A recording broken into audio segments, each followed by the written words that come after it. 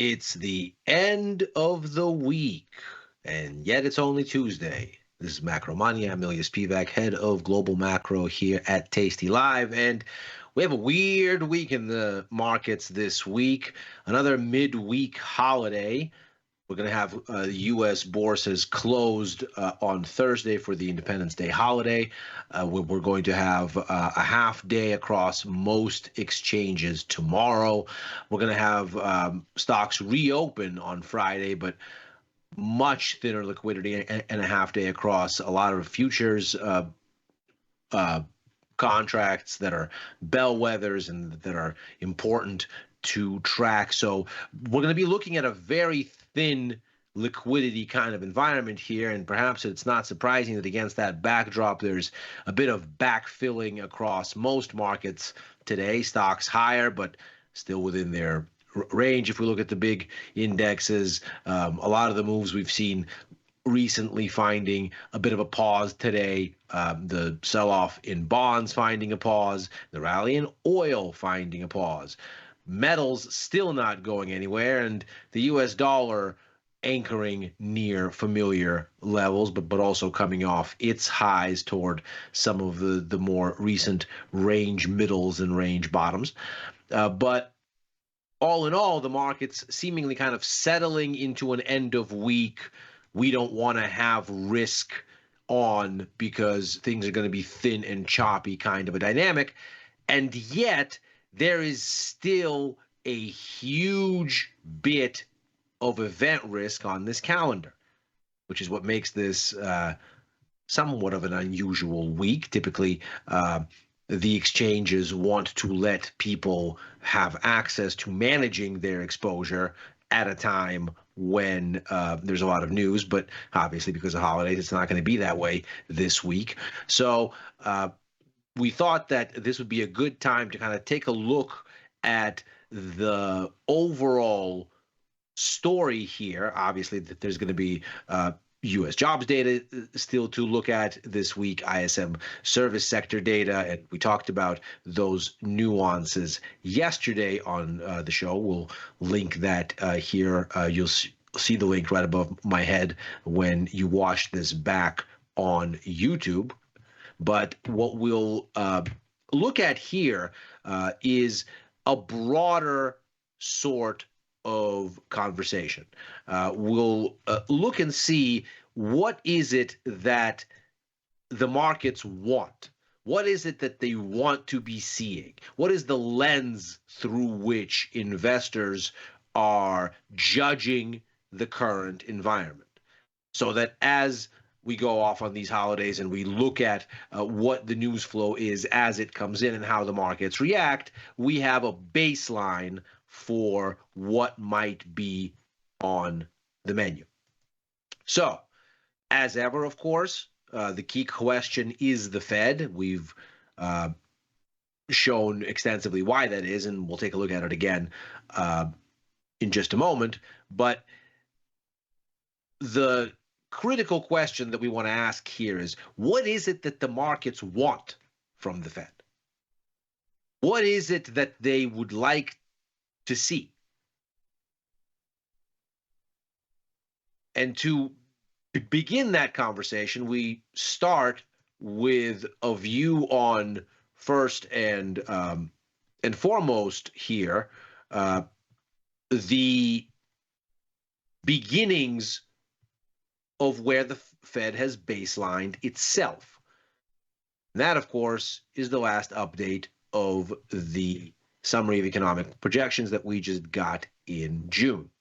Now, the stage was set for this back in May. The Fed was grumbling that the progress they'd been seeing on disinflation had stopped. In fact, the direct quote from the statement was, "In recent months, there has been a lack of further progress toward our 2% inflation objective." You put that in the first paragraph of a policy statement, and it's very clear the Fed is frustrated and not afraid to talk about that. So that was May. Then we got the June policy meeting, and there was a CPI report that came the day before this announcement. Of course, generating all manner of questions as to whether that data actually made it into the Fed's thinking when they were updating the forecasts that we're looking at here.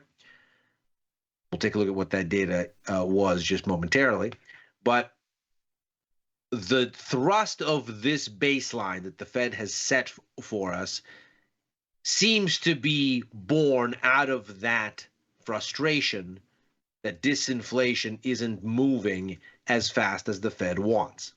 Note here, the outlook for rates for this year moved from 4.6 to 5.1, and we're of course currently at 5.3 if we look at the median between the 5.25 and 5.5 target range that the Fed has as its official policy setting. So what this basically means is we've gone from 3 cuts, that is from 5.3 to 4.6, down to 1 cut, 5.3 to 5.1. So we're significantly diluted in terms of how much easing is on the menu for this year. The Fed also, as you can see here, increased inflation expectations. It increased them for the headline. It increased them for the core, which is the central measure that the Fed is focused on, excluding food and energy, things that are volatile and things that it doesn't have very much agency in influencing with interest rates. So we can see here inflation expectations up for this year, inflation expectations up for next year against both of these measures.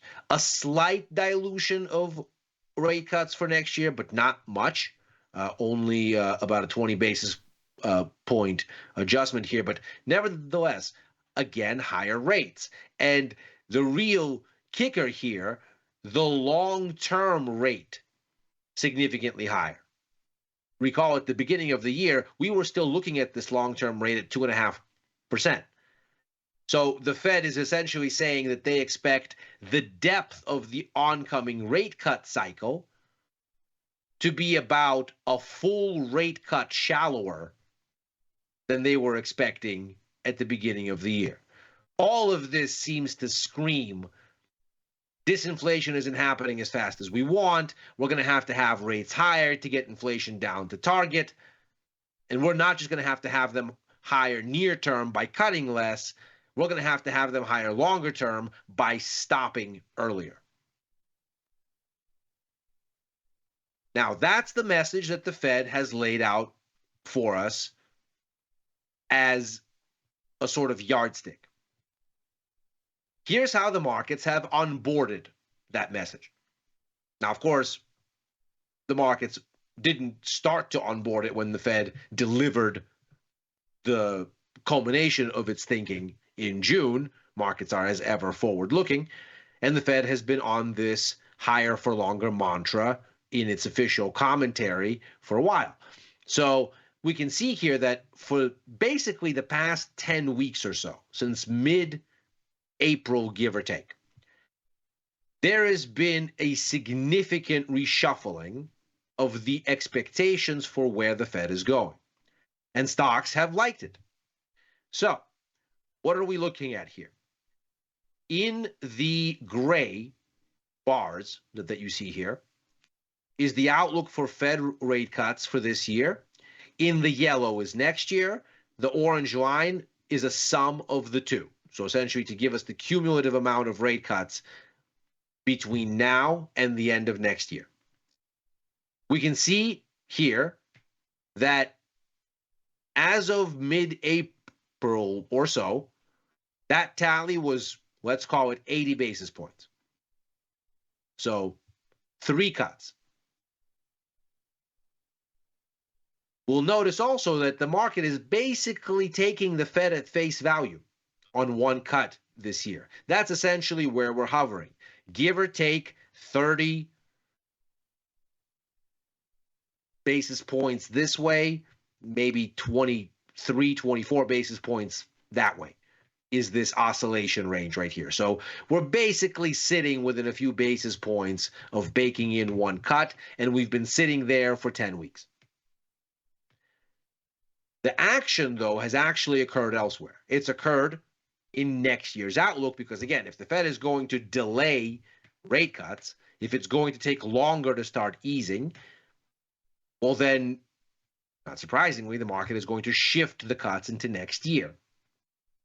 However, the market is seemingly saying the Fed is wrong in this delay and will have to do some amount of catching up and scrambling because it'll find itself once again behind the ball. Just like the Fed had to scramble to hike at the beginning of 2022, having kind of rallied the markets into that idea in a hurry from mid-2021, as it admitted that inflation post-COVID was going to be stickier than they anticipated. So, too, the market seems to think the Fed is going to be behind the ball again, just in the other direction, that it's not going to cut soon enough. Because what we see is that as this adjustment has occurred, the amount of cuts, the cumulative tally has significantly increased. It's gone from 76 basis points to 115 basis points. Now it's a little bit off the extremes here, around 120, 122 or so, but nevertheless, we're looking for many more cuts. So we've gone from having 3 fully baked in to having 4 fully baked in. Then on top of that, a better than even chance for a 5th. So even with some of this recent adjusting higher to a shallower outlook, we're still looking at 15 out of 25 basis points and a 5th cut already in the market. So that's a 60% probability that that 5th rate cut occurs. And of course, stocks like expecting rate cuts. So as this tally has expanded, so too stocks have marked a rally, and we can see these charts look near perfect inverses, where we have the move down here, we have the move higher. When we lapse a bit, it's a move that stalls. When this becomes a bit less dovish, as it becomes to build back out again, stocks go up again. And now that this move has stalled again, so too has the S&P 500. So the lens here on why this seems important, why we should be looking at the Fed, should be fairly clear. The markets want more easing, and that has been the motivator for them here, at least in recent months. We can, of course, make a very strong argument, I think, that this has really been the case for going on 2 years now, but at least in recent months, the dynamic seems fairly clear-cut. And so the question from here is, well, why is it, first of all, that the market thinks the Fed is wrong? And also, where is this likely to head from here? Now, maybe the market is of this perspective because the U.S. economy has been cooling. If we can see here how the economic data has been performing relative to forecasts, and should make the point emphatic here, this is not uniform. There have been some very robust economic data points out of the U.S. recently. So, for example, the PMI numbers were quite strong most recently. The JOLTS job openings report just earlier today, much better than expected. But on the whole, what we're looking at here is relative performance, and this is from Citigroup. We can see that economic data coming out of the U.S. has increasingly slumped relative to forecasts. And at this point, not only is it tending to underperform, that is, the index is below zero, but the margin by which it's underperforming has widened out significantly, all the way back essentially 2 years, looking at the middle of 2022. So the economy seems to be on soft footing, and the most recent inflation data seems to suggest that actually things are starting to go the Fed's way again. So here's that CPI report that came out just a day ahead of when the Fed updated those outlook figures that we just saw, and hopefully we'll find out from the release of minutes from that meeting if the Fed was actually taking this data into account and still decided to take a more hawkish view.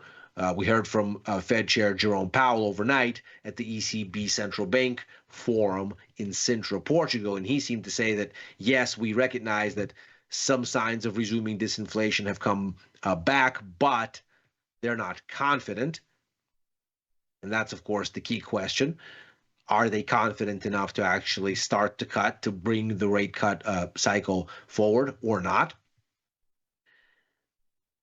We see likewise that disinflation has resumed in the PCE index. This is the Fed's favorite inflation gauge. And after a 3-month standstill at 2.8% here on this core reading, which is probably the most important single number in the Fed's calculus, following on from its kind of clear reflection of this big chunk of remaining inflationary uplift. That's, of course, from core services. You see the same thing in CPI. Other aspects of inflation have clearly fallen away or turned outright negative. Goods at this point outright negative. We can see from the PCE numbers the same thing. Goods inflation actually starting to pull inflation down, actually looking negative at this stage. The big pockets, housing, but the really important one, the top one, is services, and that's what this core number is all about. As of the numbers that were published last week for May, we are at this point at a 3-year low of 2.6%. So there's tentative signs that indeed things are starting to go the Fed's way again.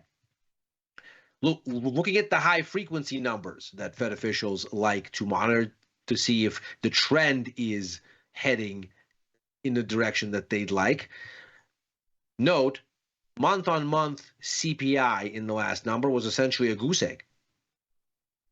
That's, of course, a very significant come down from these values. That's not a bar that's missing here. It's just essentially at zero. And so if we look at this in the context of how the dynamics have evolved, up here are the annualized 3- and 6-month rates for the headline and the core.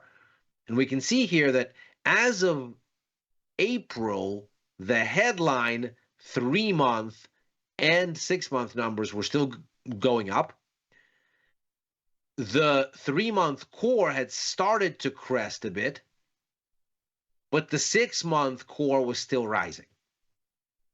That's the kind of hodgepodge that, if you put it simply, the Fed looks at and goes, well, this is not consistent. This is not a one-way bet yet. We don't have confidence. They got a little bit more confidence, ostensibly, in May. We can see that virtually every one of these things has gone the Fed's way. We've seen lower on the 3-month headline, lower, but to a lesser extent, of course, on the 6-month headline, and lower on both the measures for core. So May was a really good month as far as the Fed getting closer to becoming more confident. We can see something similar for the PCE index. Again, here's at the top these high frequency readings, and we can see that at least for the core, the 6-month annualized change held steady-ish in May, but thankfully at least it didn't rise, and the 3-month rate continues to moderate. So it would appear that the Fed had what it needed in May. Will we continue to see that in June? Well, the high-frequency data seems to suggest probably so. Here's the latest from S&P Global. These are manufacturing and services input and output inflation readings out of that survey. And, of course, those growth numbers were quite strong. But we can see that for every version of this, input and output, services and manufacturing, inflation cooled in June, according to this. Now, of course, we're still above 50. So we're not talking about deflation here. We're talking about disinflation. 50 is the boom bust level for the PMI indexes. So above 50 is growth, below 50 is contraction. That we're above 50 here means that there's still inflation, but prices are just growing at a slower rate versus what they did in May. So seemingly heading in the right direction. The latest numbers that we got this week, the Institute of Supply Management, or ISM's version of this, gave us numbers that suggested we're looking at a very significant come down in inflation for the manufacturing sector. That was much lower than expected. So ostensibly, we're getting a little bit more confirmation here to suggest, in fact, things are going the Fed's way. Now, we'll see, of course, if the service sector numbers also surprise to the downside. That's another one to watch this week, now that we've had Powell's speech out of the way. This will be the next big inflection point alongside those FOMC meeting minutes. And on Friday, as we get the jobs report, that, of course, expected to give us numbers, as we discussed yesterday, roughly in line with recent ranges. No big outliers expected on jobs growth or on the unemployment rate. But we are also going to get an inflation gauge. That's going to be the average hourly earnings number. Here, we're looking for a move down to 3.9%, which would be a significant bit of progress. That would be the lowest reading in quite a while here, going all the way back basically to 2021 for comparable levels. So with that in mind, we could have the ingredients for something that, again, sets the stage for the Fed to have a good June after a promising May. And so the key question for markets then is, again, does the Fed have confidence? Now, if the Fed appears as though it is getting the kind of data that would get them to cut, then we would be looking at this dynamic again, looking at a favorable, perhaps, reshuffling again of this mix. So maybe we could see the cycle move up a bit. Maybe we could see 2 cuts this year rather than just 1. And of course, the key question for markets then would be, do we borrow that cut from next year, or do we add it into the mix and so the cumulative tally expands? Maybe the cumulative tally actually comes in a bit, because if the markets thought that the Fed would have to do more catch-up next year because it started late, perhaps not as much catch-up is going to be necessary. And so the cooling in inflation means the Fed can get further ahead of the issue, and maybe the markets think we ultimately need less tightening unwind if we start sooner. Essentially, if you begin to give policies support, maybe you catch the economy before it really needs a scramble in that direction, and you arrive at the almost mythical soft landing here. So as we look at what is coming up in the days ahead, it is really the cumulative easing tally that seems like the main indicator to watch. And if that number, based on how ISM comes out, based on what we hear in the FOMC minutes, based on what average hourly earnings look like, if the cumulative tally seems to be edging in this direction, the story for stocks is probably not constructive as we attempt to find what the next move is out of this range. But if we start to get back into 120, and lower if it seems like the Fed will need a more protracted easing cycle because it's reluctant to get started in the near term, then we perhaps are looking at the next big leg higher. And that is macro money for today. As ever, we are here on a normal week, Monday through Thursday, right after overtime, a show that I co-host with Chris Vecchio and Dylan Radigan. But this week, because of the holidays, this is actually the last macro money for the week. Show will return next Monday as per the usual. In the meantime, I'll be opining on the platform formerly known as Twitter at Ilya Spivak. If anything pops up that is of interest, and of course, writing for the news and insights portion of tastylive.com. Thanks very much for joining. Have a great Independence Day holiday if you are celebrating with us stateside or abroad. And I'll speak to you on this forum next week.